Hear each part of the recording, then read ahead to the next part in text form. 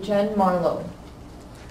She's a member of Friends of Jenin Freedom Theater. She's a board member of Friends of the Jenin Freedom Theater, and she's an award-winning film producer and the author of Darfur Diaries, which Thomas briefly talked about. She's a longtime human rights activist and a close companion to the late Rachel Corrie's family. Rachel Corrie was a member of the International Solidarity Movement. She was killed in 2003 by an Israeli bulldozer while protecting a Palestinian home. Ms. Marlowe maintains Rachel's Words, which is a website dedicated to the memory of Rachel Corrie. She's currently writing a book and a play about the Palestinian-Israeli conflict. Please give a warm welcome to Jen Marlowe.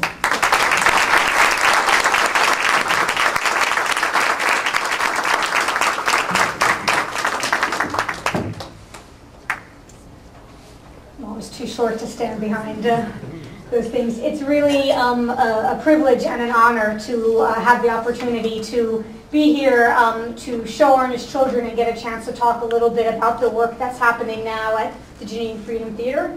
And I thank all of you who came on this Saturday afternoon.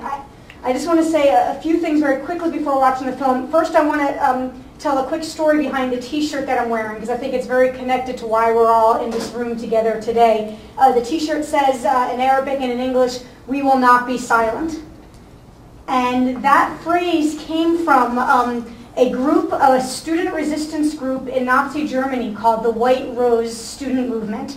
And they were putting out underground pamphlets all over Germany as the Nazis were coming into power with messages trying to warn the German public about what the Nazis were doing in their name. And they put all kinds of pamphlets, they spread them around at great risk to themselves, leaving them in parks, train stations. The second to last pamphlet that they produced ended with the phrase, "We will not be silent." And then the leaders of the student movement were caught and were beheaded. A group of activists in New York around the time that the war in Iraq was beginning picked up this phrase, "We will not be silent," and started printing them on t-shirts. And some of them are in Arabic and English, some have the original German and English, all different languages. Very much the response of the fact that we need to stand up anytime oppression and brutality and injustice is happening, especially if it's happening in our name. And there was an Iraqi American named Raed Jarrar who was wearing this t-shirt. He was flying from Washington, D.C. to his home in San Francisco. He was in line ready to board the JetBlue flight when security officials at the airport came up to him and said, "You have to change your t-shirt." And he said, "What?" He said, "Well, you know, we don't know what it says." And he says, "Well, you know, it says, 'We will not be silent.'" They said, "Well, we don't know what it says in Arabic." And he said, "Well, it's translated for you. It says in Arabic also, 'We will not be silent.'" They said, "Well, we don't have an interpreter, so we can't confirm that." And Raed said, "What?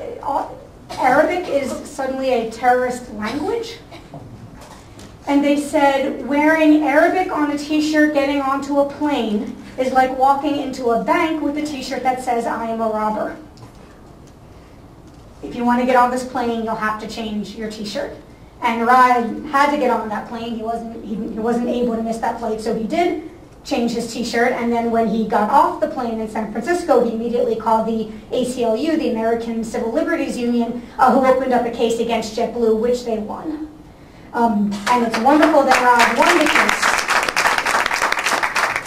But it is a reminder of how much work we all have to do and all have to do together, and very much connected to the struggle that the Free the Holy Land 5 is continuing to undertake, and it's a reminder that we can't give up and that we can't be silent. The film, you know, I think a lot of you might have seen the flyers advertising the film, and it said, a lot of the flyers said, "Remember Gaza."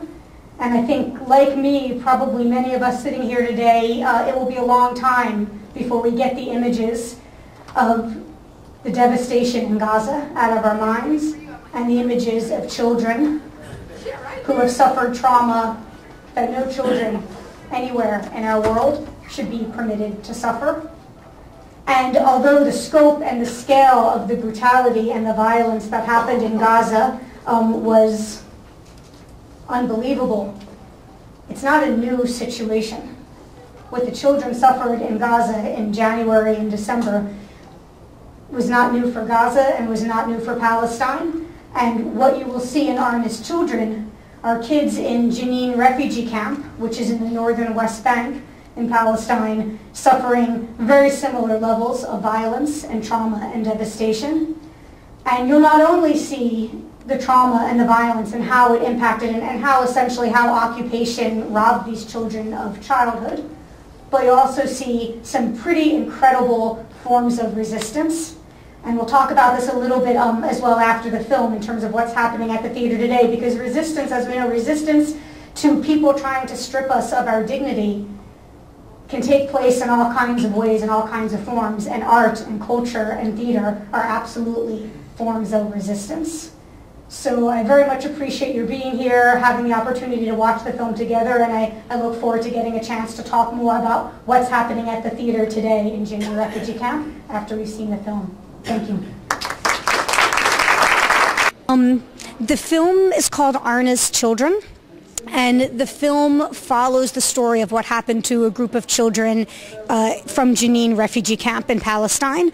And Arna was a Jewish Israeli who, at the beginning of her life, had considered herself a Zionist and was in the Israeli army, but saw then firsthand the effects of occupation on the Palestinian people, and later in her life became an ardent resistor of the Israeli occupation and of the Israeli military. And she started an arts program and a theater program in Jenin refugee camp as a way to use art as a form of resistance with the children and with the people in the camp.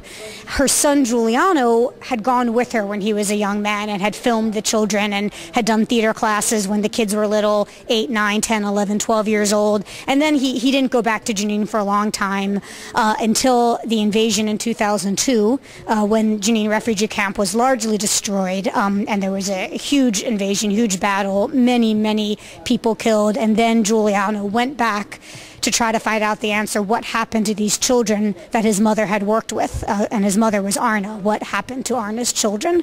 And the film answers that question. Yeah, well, the film that I'm making now is actually, it's called Rebuilding Hope, and it follows 3 young men who are from Sudan, called Lost Boys, from the group that are called the Lost Boys of Sudan. And it follows them on their first journey back home to Sudan after they had fled. They'd fled from civil war 20 years earlier as tiny children. So this was their first trip back after growing up in refugee camps in Kenya and Ethiopia, and then later coming to the U.S.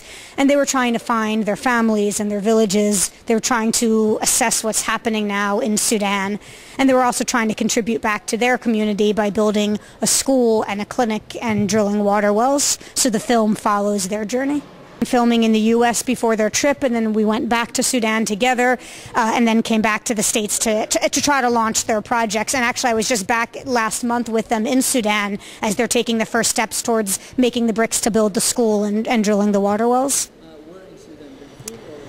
No, they're from South Sudan, so I was with them in South Sudan. The first film that I made was in Darfur, and that's called Darfur Diaries, and I'm making plans to go back to Darfur in November.